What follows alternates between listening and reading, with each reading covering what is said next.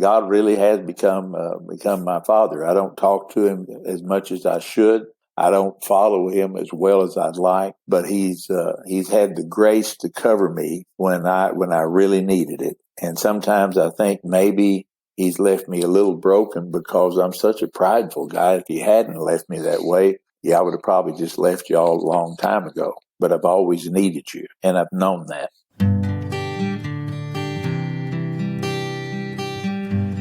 Well, hello, friends of Bill W. and other friends. You have landed on Sober Speak. My name is John M. I am an alcoholic, and we are glad you're all here, especially newcomers. Newcomers, that is, both to recovery as a whole and newcomers to this podcast. Sober Speak is a podcast about recovery centered around the 12 steps of Alcoholics Anonymous. My job here on Sober Speak is simple. My job is to provide a platform to the amazing stories of recovery all around us. Consider Sober Speak, if you will, your meeting between meetings. Please remember, we do not speak for AA or any 12-step community. We represent only ourselves. We are here to share our experience, strength, and hope with those who wish to come along for the ride. Take what you want and leave the rest at the curb for the trash man to pick up. What's up? What's up? That was the voice of Mr.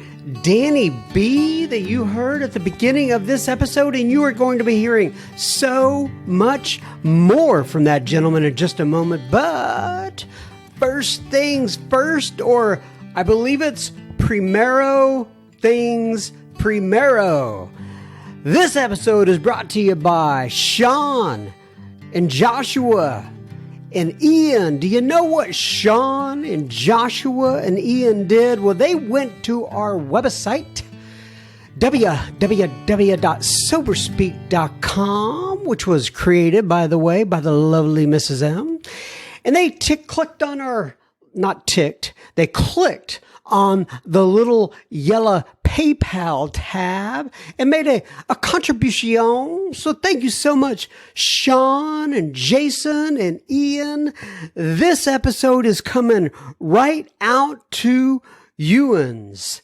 I, John M., will be, just another bozo on the bus, by the way, will be the chairperson for this meeting between meetings, and I am truly honored and privileged to serve all of you listening in. So take a seat, if you will, around this virtual worldwide table, and let's get started. Remember, no matter who you are or what your past looks like, you are welcome here. It is an open table to all, and we are glad you have joined us. If you have not joined us for the Sunday afternoon recovery yoga class, which is free to all. And you don't have to be an alcoholic to join. You just have to be interested in, well, you don't even have to be interested in recovery, really. Just come to the meeting, and all of the info that you need for that, the Zoom info, is available on our website under the Sober Resources tab, and we would love to have you. It is led by a couple of people, Tanya and Megan P., and basically what they do is have a little recovery meeting on the front end for the first 30 minutes, and then the back half of that is a combo of meditation and yoga, and it is on Sunday at 4:00 p.m. Central, and we would love to have youans join us. Another thing about the website, we have had so much fantastic listener contributions. The listeners, I sent out an email a little while back, and you, the listeners, have provided a ton of good articles, blogs, whatever you want to call it, resources. And if you go to our website, soberspeak.com, and you click on the blog tab, you will see so much information there. In fact, I'm just going to go over right now and let you know who has done that. So I go to soberspeak.com. like I said, a good podcaster would have this all worked out beforehand. There you go. You click on blog, and then you click on listener contributions, and you will see there that Kathy M. and Suzanne R. and Kathy C. and Greg P. and Rebecca T. have all contributed articles.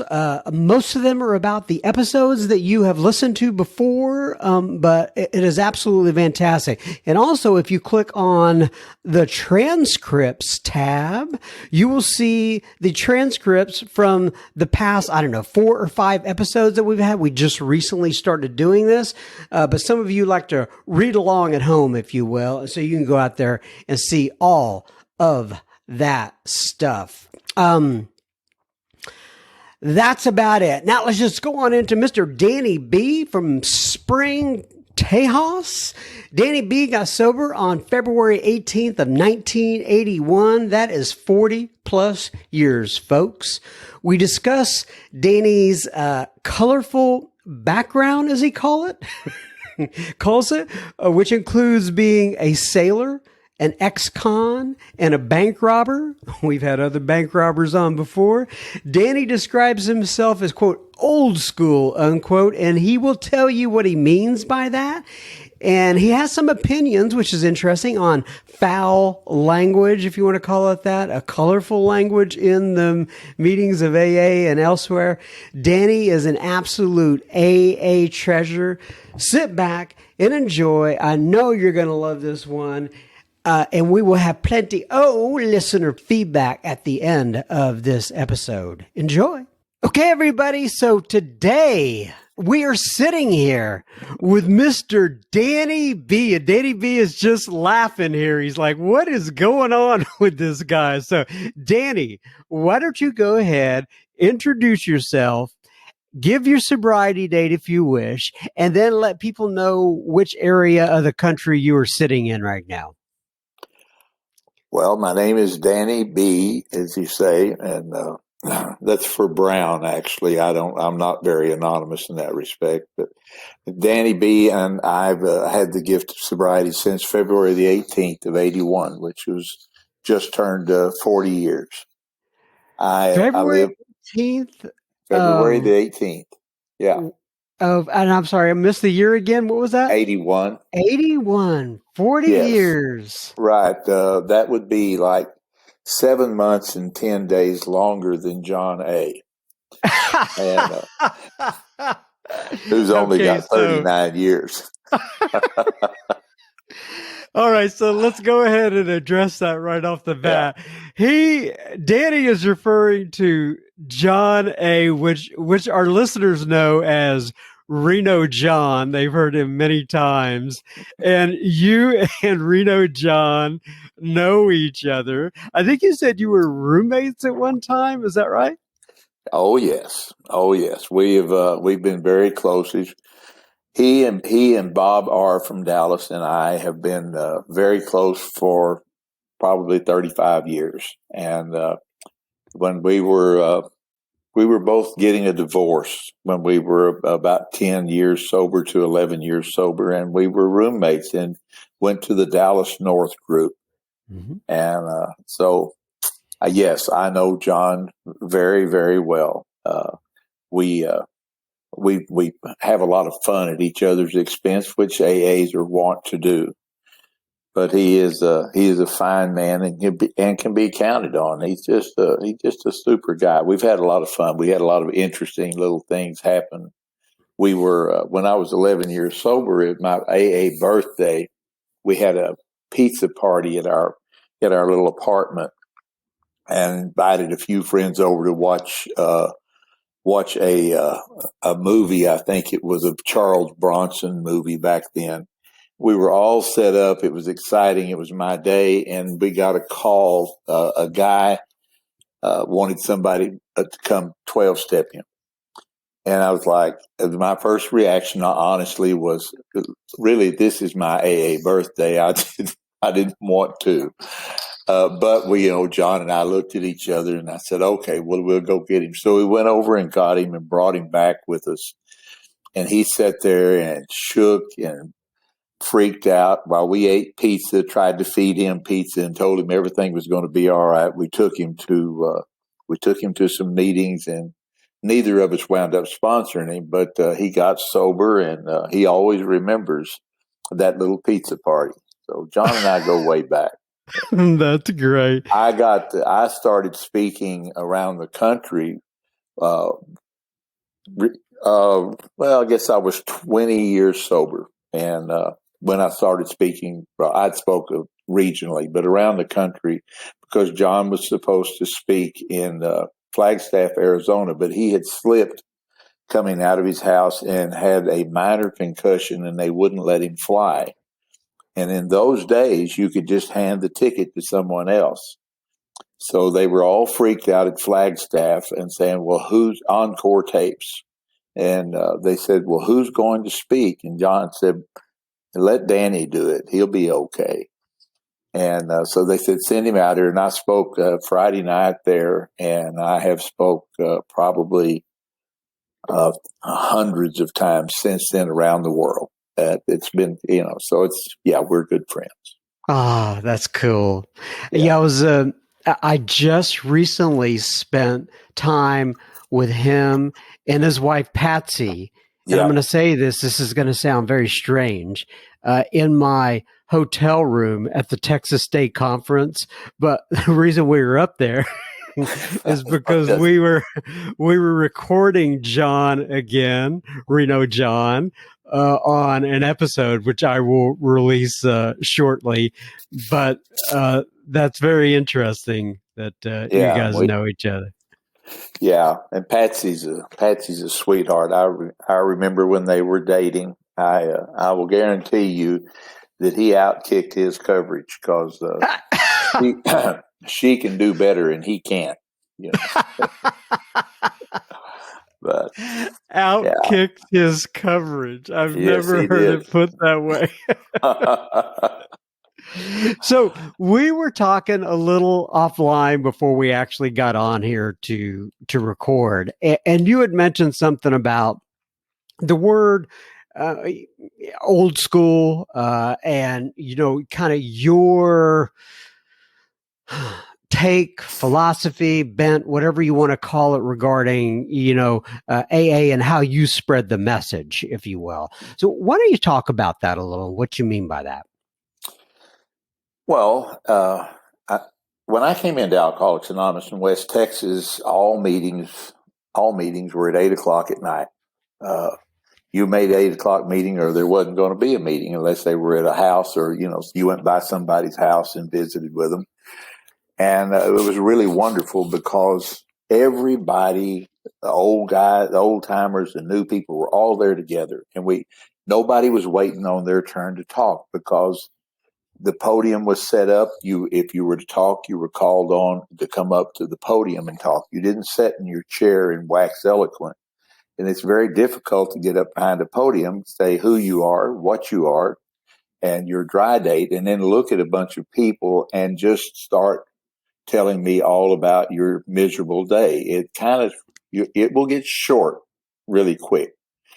And so I learned that sitting in an audience, looking at a podium, listening to the speaker up there was a good opportunity for me to relax my mind and pay attention to what they did, because my sponsor gave me a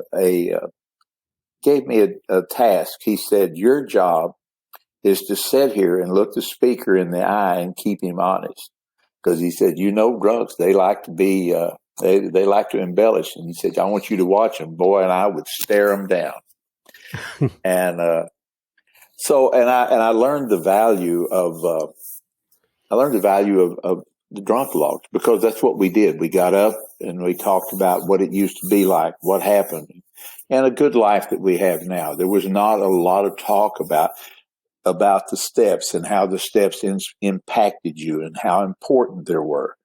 It really was. It was implied that you were certainly going to have to take the steps. And yes, the big book was being used, but not to the extent it is now. It wasn't studied. You didn't have all these groups sitting around trying to figure out, what did Bill mean by this word?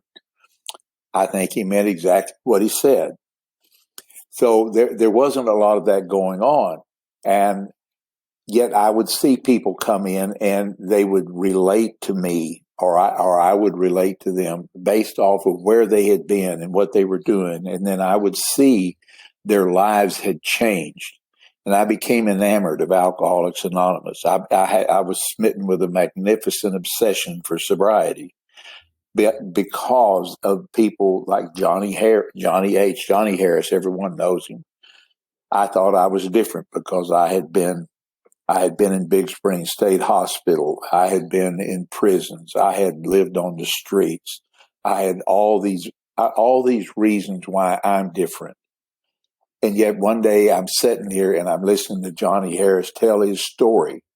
And when he got through telling his story, I was in tears. And there was no more me telling Danny that I'm different. Now I could tell you that I was unwilling, but I couldn't tell you I was different, because in front of me stood a man that had recovered and was happy. And I wanted to be like him. I wanted to be up there. I wanted people to look at me and love me too. I didn't know that you guys frown on that you were more about the worker among worker things. But at that time, that seemed to be very attractive to me. And you guys use, God knows just which carrot to dangle in front of just which jackass to get him to go right where he wants him to go. So I started talking, and I've had a rather colorful background, and I've been told I know I'm funny. I don't mean to be, but I am. So people laughed and they cry and they related, and and they were happy to see that you could come from such a destructive and downtrodden past and then start to have a happy and useful life. And even in sobriety, you can make missteps and yet recover and keep going. And so that became what I wanted to do. I've never really liked doing workshops. I don't like to sit for 16 hours and with another person and talk about my perceptions of Alcoholics Anonymous or of the step, what it means to me. I believe very much that the principles are the book says the principles are guides to progress, meaning to me that if you will practice these principles, if you will do these things, these principles are very clear, they will change you. You won't need someone to tell you what they mean. You just do this. I was a liar. I lied. Everybody says cash register honesty comes easy. No, it doesn't. I was afraid. I felt my fear could protect me. I did not believe that I could just open myself up and be honest and you would accept me. I felt so angry and so different inside that I just didn't think you could do it. So I quit. My sponsor said, "You got to tell the truth." I said, "Well, I lie all the time." He said, "Well, the next time you're telling a lie, just stop in the middle of it and tell the person you're talking to, 'I'm sorry, but that was a lie.'" I said, "There's got to be an easier way than that." He said, "Well, why don't you try it?" I did, and what happened is it cut my conversations very short. And he told me he taught me things by example, and then he didn't tell me, "Look, this is what it all means, and this is how you do it." He would just simply say things like Bob Azan says: "Go to work, stay at work, work at work." You learn to do these things. Don't lie. Tell the truth. You'll learn more what self-honesty is. That's an ongoing lifetime project.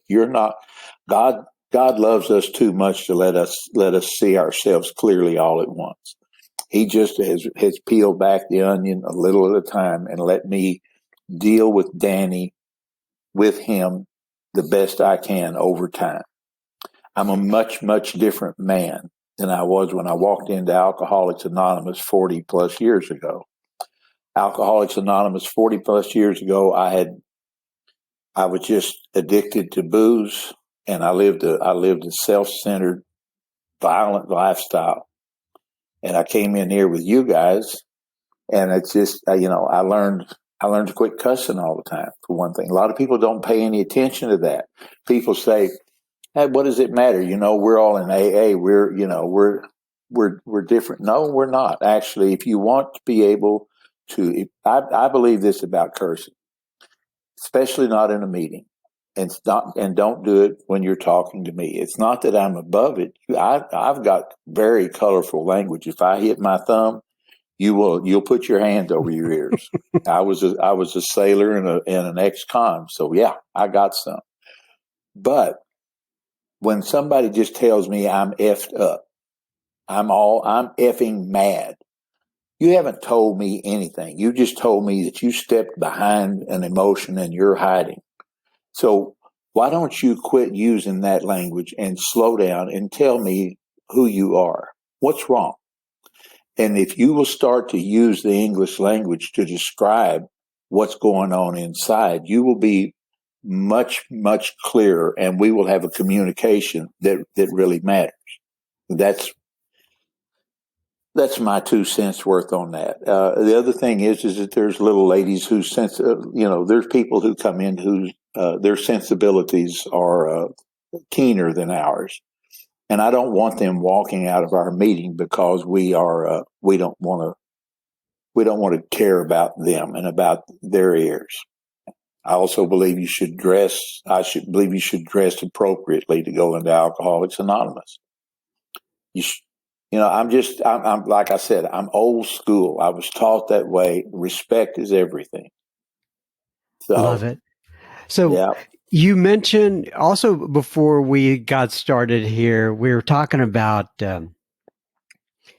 you said when you first came in, you used to introduce yourself as Danny Boy or whatever, Little but you'd Danny Brown. outlive that. What was that? Well, I was fawning for attention, and I've always been able to dance between the cracks of a conversation and be that little clown. And my mother was a queen of Al-Anon in Midland, Odessa, and everybody knew her. She came into Al-Anon obviously before I got to AA.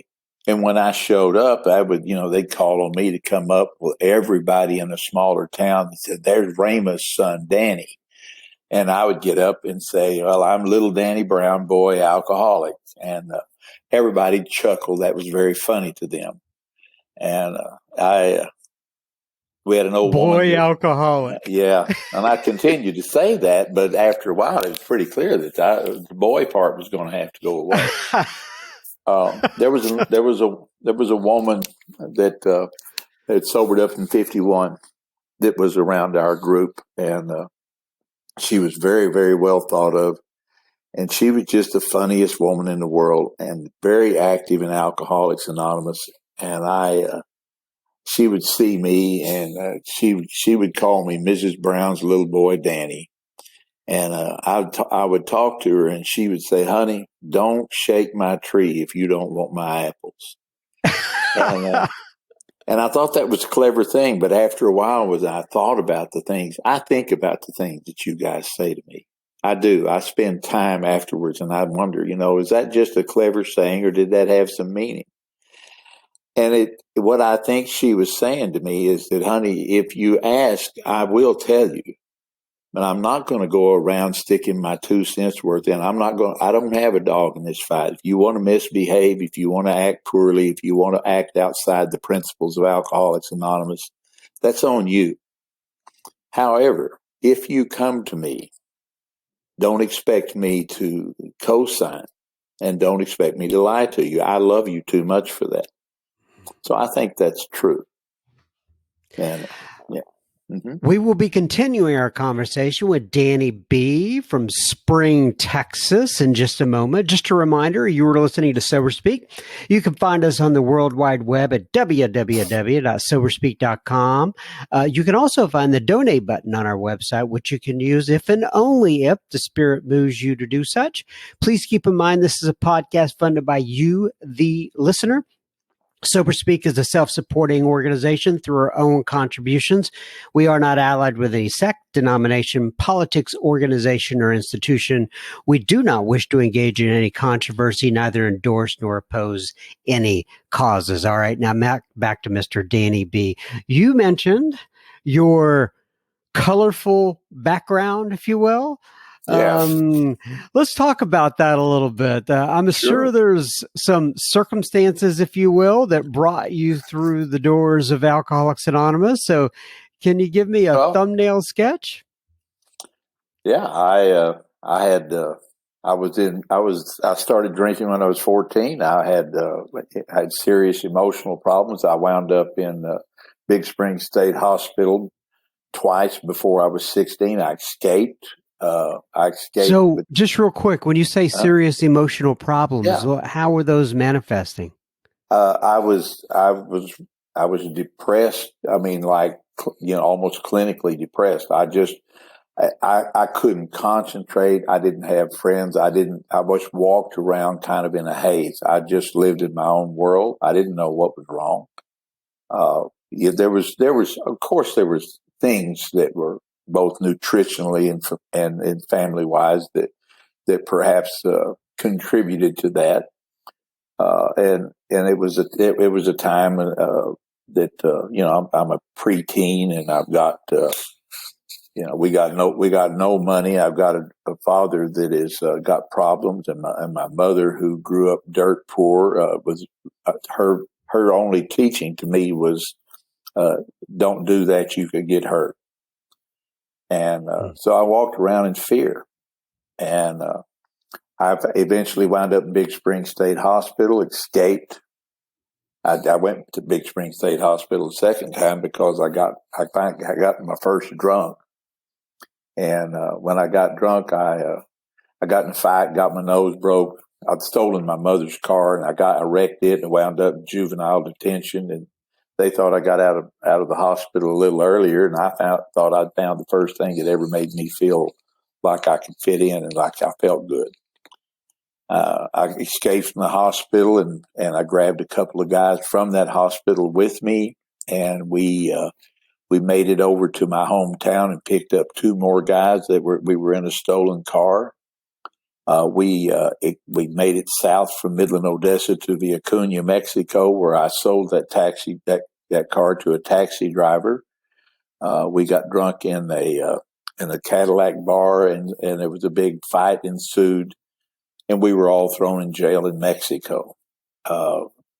And from there, my life started to go downhill. And I got out, and I joined the Navy. I was in the Seabees. I was a two-fisted drinker. I loved being there, but what happens is, booze interceded, and I couldn't stay.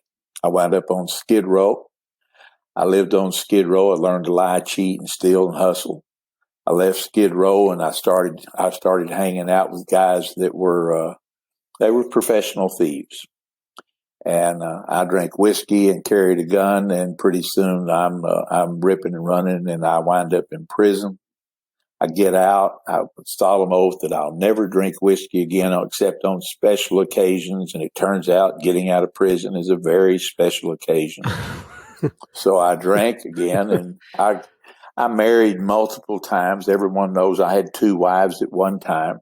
I wound up back in prison again. I got back in prison, was there for 3.5 years. I got out the second time. I'm absolutely convinced I'm through with that lifestyle. I'm not going to drink anymore. But I'm out in no time. I get married to a barmaid. We're drinking, and pretty soon I'm in as much trouble as I've ever been, and I'm on the run. I'm on the run from the law. There was a bank robbery in San Angelo, Texas. They had it on videotape, and they were looking for me because that was my MO. And I'm hiding underground, going to AA meetings in different places, getting drunk. I'd stay sober as long as I could stand it, and then I'd get drunk. And, one day I just wound up in Alcoholics Anonymous in the backseat of I was living in an old stolen car. I wore an eye patch. My life was as good as it was ever going to get. And I said to a God that I didn't know, I'd do anything if I could just get sober. And two people came to get me from the suburban group in Austin, Texas, and one of them's name was John Henry. And John Henry rode me back to the club, and he became my sponsor. And I started my journey. And John Henry didn't read the big book with me, by the way. John Henry, he would say, read 3 pages and call me. And I said, well, other people, their sponsors, sit down and read it with them. He said, I've already read it. You need to. and so, and that's not to disparage anyone else's approach, but that's actually what happened to me. My first inventory was taken. I was only a day or two sober. I had written it and then got drunk, but it was a thorough one. And I found a friend in Alcoholics Anonymous. I went, and it was an old Jewish woman, and I didn't want to talk to John at the time. I went to her and I asked her. Her name was Glenda, and I said, Glenda, would you listen to my inventory? And she said, honey, somebody's going to have to, or you're going to die. And I spent the afternoon sharing that with her. And when it was over, my last resentment was at God, that He had placed me here and given me a book that I didn't understand, with people that had all the advantages of life, and I was a disadvantage. It was poor me, and I cried. And she said, "Honey, what's involved is a liar, cheat, and a thief." And she said, "You probably need to go down and think about what you said." I had a big spiritual experience from that.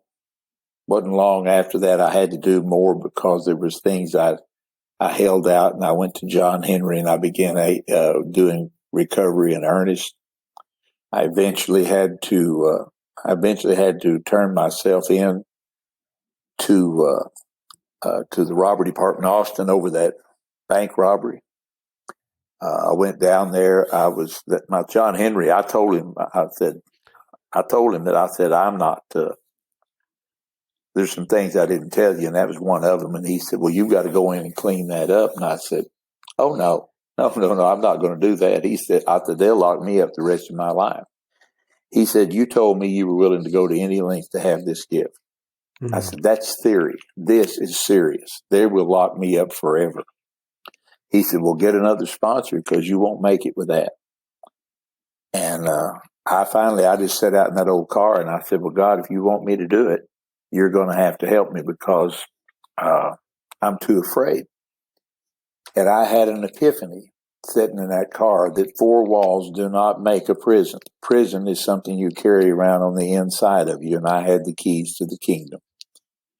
So I went down there and went to the robbery department, turned myself in, told them all about my good work in AA, and they showed me a video of a tall, skinny guy going from till to till with a gun.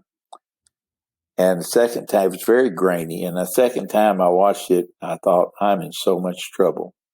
The guy turned around and looked at me, and he said, "The guy I'm looking for wouldn't walk in here." He said, "The guy I'm looking for is out there." And he said, "We'll find him, but you need to get your skinny butt back to AA. And maybe you can clean up some of the mess you've created." And I thought, well, I'm not afraid to make amends anymore.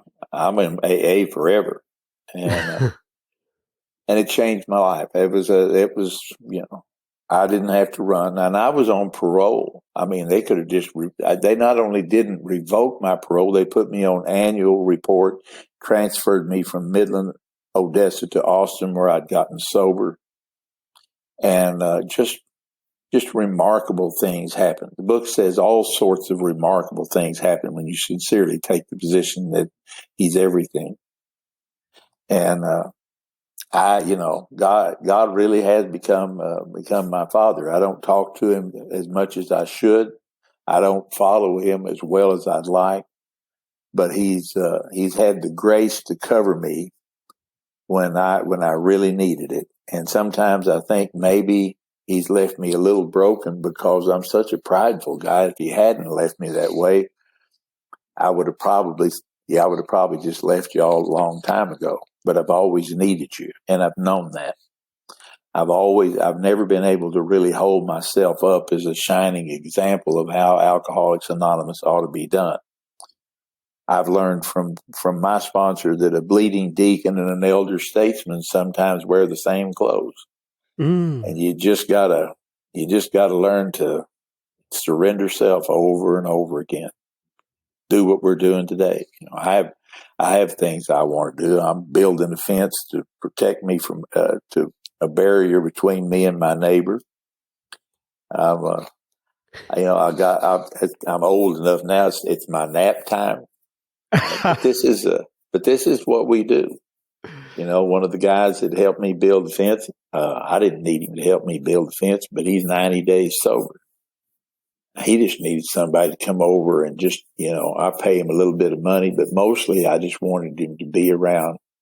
I want him to know it's going to be okay. I wanted him to know that I used to be just where you're at. And I'm telling you, you just hang with us and this is going to be okay. And I have a big pool and stuff. And he said, man, I love the fellowship. He said, you ought to have a party with this pool. And I said, well, yeah, I guess we should. So he left telling my wife that we were going to have a party. So I guess we will. That's well. So I want to ask you about that too. So you Yeah. had mentioned also at the beginning of this that you had been married multiple times, right? Didn't work 7. out, and so you've been married 7 times now. How long have you been married to the last wife here? My last wife. Okay, well, I'll just tell you. I was married for 14 years, and my wife and I split, and it was amicable. She went back to Oklahoma, and this girl that I'm married to now, we've been together for about almost 2.5 years. We married last October. I had a heart attack while we were getting married. It started. Whoa, you mean like on the day of? Yes, it was. It actually started the day before. It was the Widowmaker type. There was no chest pain. It was all in the back. It was, and I was sweating and tired, and I knew something was wrong, but I was committed to going through with this because we had we were marrying in our backyard, October the 10th. And I had that, and we went. I said I got to lay down, and then I was in the hospital shortly thereafter, and got 4 stents. And they said if I had waited a few more hours, I wouldn't be having this conversation. So I'm still here. Wow. My wife is much younger than I am, and she's a hospice nurse, so it's kind of ideal. And yeah.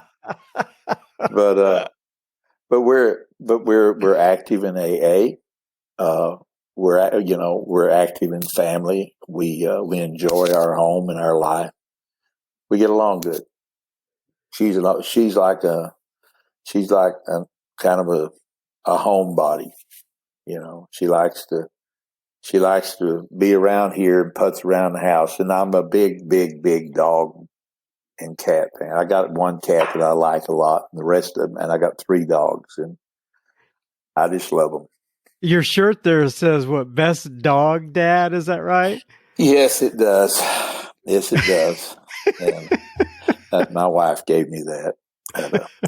But she's a really fine AA. She brings ladies here and works with them here when in our home, and we have an open door policy to people in Alcoholics Anonymous and me, because I wouldn't have a home to sit in if it weren't for you.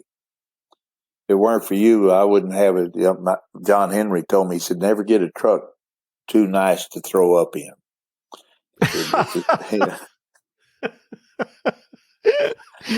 Good advice. Yeah, he did, man. He was John Henry was he is an interesting fellow. There's a guy you ought to talk to. He was the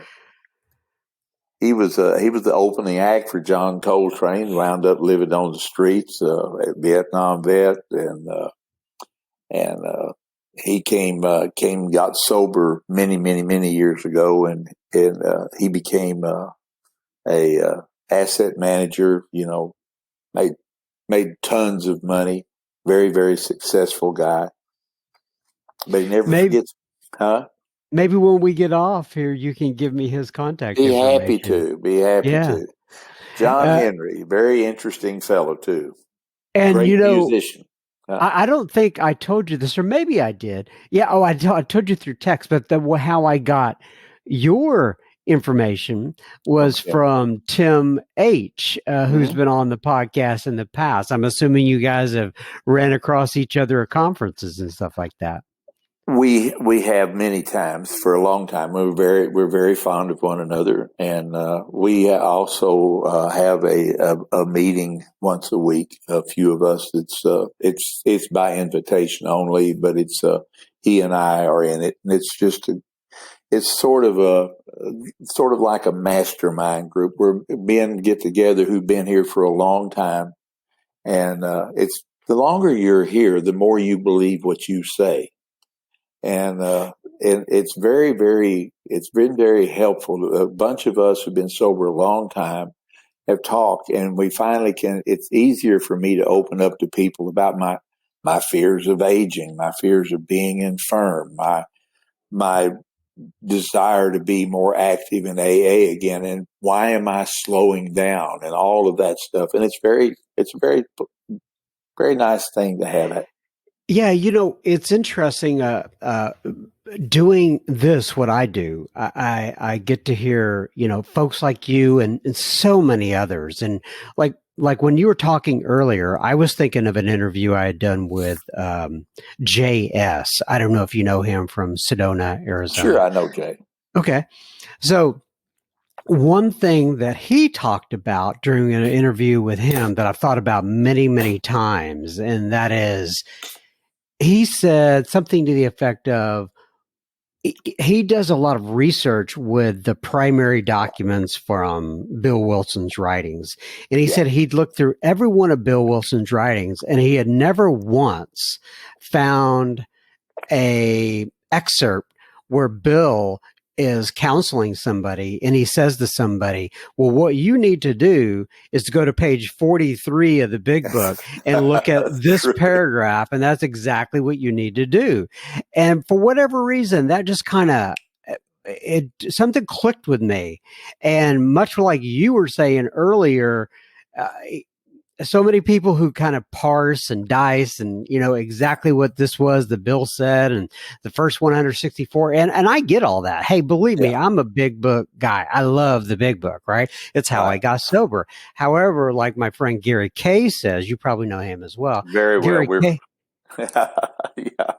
Gary says you don't learn sobriety. He says something to the effect of, you experience sobriety, much like you were saying earlier.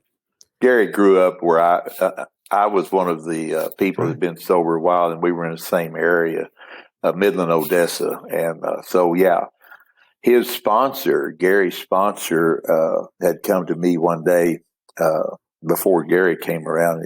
His sponsor was all messed up, and he said, I'm all messed up. I don't know what to do. And I didn't know what to tell him. And I looked at him and I said, well, why don't you try joining AA? And he somehow I just said that because I couldn't think of anything to say. But that, God knows what's going to impact someone. And he just sat down and suddenly realized, I'm just running around trying to fix myself. Why don't I get involved with what these people are doing? And he did. And of course, he's Gary's sponsor as well. Yeah, I'm with you. I don't. I know the book. I like the book. I'm much more big book than I am 12 and 12. I'm a red letter guy as well.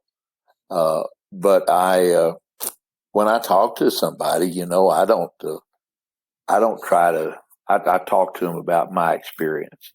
We had a guy, Herb Wells, who's passed away. Just what a prince of a fellow. I mean, dearly loved him. He was in Mensa Society. He had played football with Doak Walker. This was a remarkable guy and very, very humble guy. And I just had so much admiration for him. And I would call him once in a while and with a problem.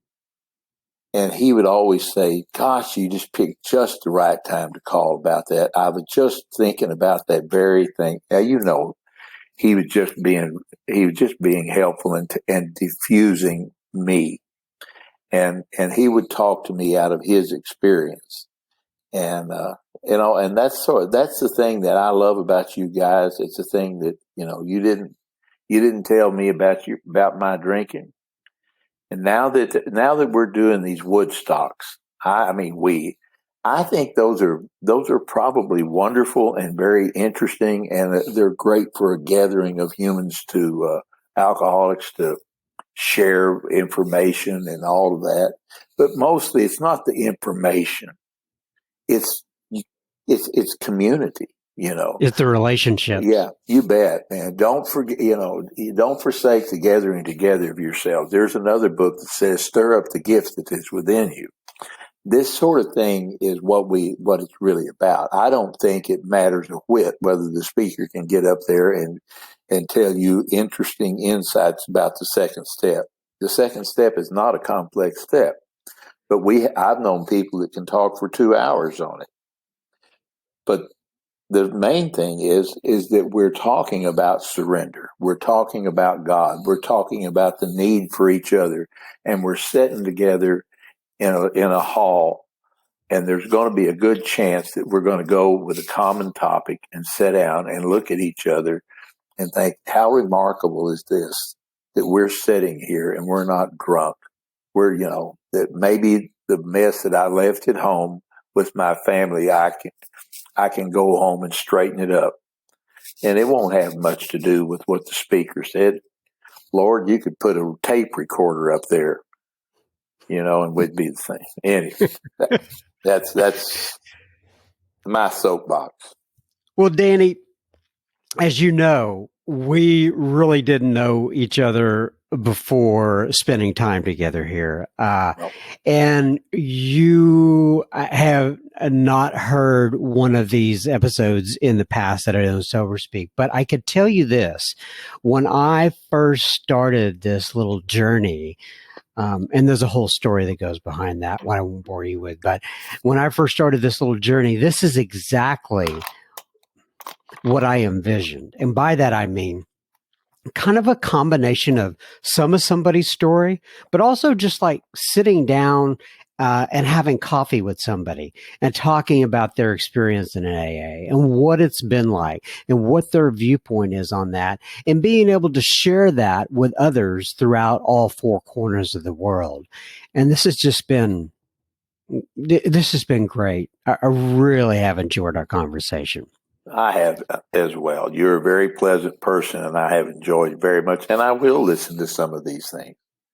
I have had some health challenges over the past few months, and I'm better now. But that's so I haven't been as much I haven't been as many meetings. I haven't been as active, but yeah, and no worries on that. It really all I was I just wanted to let you know, by the way, podcasts are for some people and they're not for other people. And I get it. And it's a medium in which some people consume content and others don't, but if you do listen to anybody though, I would go listen to Tim H. and John A. Reno John, we call him on the podcast. Oh, I think Lord. you'd get a kick out of it. I know. I want to tell you this. This is really funny.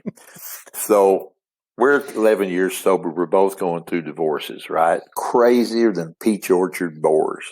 And I'm telling you, I went to a meeting. I drove off and went to a meeting in Fort Worth. And I'm in this meeting in Fort Worth, and it was a discussion meeting. So I got to share how is my day. which wasn't great. And when it was over, there was a guy who came up to me and he said, "Man, I've heard you talk." And he said, "Why don't you listen to this tape? Maybe it'll help you on your way home." And he handed me John Allred's, Reno John's tape. I was like, I ain't listening to him. I live with him. That's funny. John loved that. Yeah. All right. What I always do to kind of wrap it up here is read page 164 from the big book. All right. I'm going to do that right now. It says, abandon yourself to God as you understand God. Admit your faults to him and to your fellows. Clear away the wreckage of your past. Give freely of what you find and join us. We shall be with you in the fellowship of the Spirit, and you will surely meet some of us, like me and Danny B., as you trudge the road of happy destiny. May God bless you and keep you until then. And I just want to say, Danny, people can't see it, but you have an infectious smile, and I appreciate you spending time with me today. It's been a pleasure. Thank you so much. Bye. As I said on the front end, Danny is an absolute treasure. Danny, thank you so much for spending time with me. I do appreciate you, all the service that you've given to Alcoholics Anonymous over the years, and I know the listeners are going to appreciate your story and your insight as well. Now, on to a little bit of a listener feedback for Ewans. Ellen writes in, and Ellen says, John, a friend in AA sent me a link to your podcast. I really enjoy having a meeting between meetings available. I am in Grapevine, Texas, and the Colony Group is my home group. That's right down the street from me, Ellen. And she says, I started young with intoxicants and relapsed many times. Very familiar with anxiety and control issues. Working in step 4 currently with my awesome sponsor, Vicky. Well, if you're listening, Vicky, that's a shout out to you from Ellen and from myself. Thanks for being an awesome sponsor. And Ellen says, new to AA because I was so sure that I knew best. I have been practicing meditation since 2008, but as you know, addiction can get the best of me sometimes, and on the relapse train, I jumped. My sobriety date is March 4th of 2018. I worked with some great folks at the Florida Community of Mindfulness in Tampa until I had to move to Texas in late 2019 to help out my brother with my elderly parents. They have since passed, and I found my old thought patterns and craziness coming back. And I found the Colony Group, and I have been going there ever since. Very thankful for AA. It is so much more than I thought it was, and I have now gotten in touch with the God of my understanding. I know peace for the first time in my life. I appreciate you. Big praying hands and big smiley faces, several of them. Ellen, well, thank you. And I, Ellen, appreciate you. Thank you so much for writing in. I hope our paths cross someday here in the near future. Steve R. posted in the secret Facebook group. And by the way, I don't think I said on the beginning, if you're not part of the secret Facebook group, just look up Sober Speak secret Facebook group in the application known as Facebook, and ask for admission, and we will get you in there. We'd love to have you in there. It's about, 1,600 people or so now, 1,700 people, something like that. And we would love to have you as part of the group. Anyway, Steve R. is our I call him our daily meditations guy. He is in there every day posting something that he reads from the big book. He just does a fantastic job. And this is what he posted this week. He says, this is what he posted on one of the days this week, I should say. It says, but the actual by the way, this is from page 39 of the Big Book of Alcoholics Anonymous.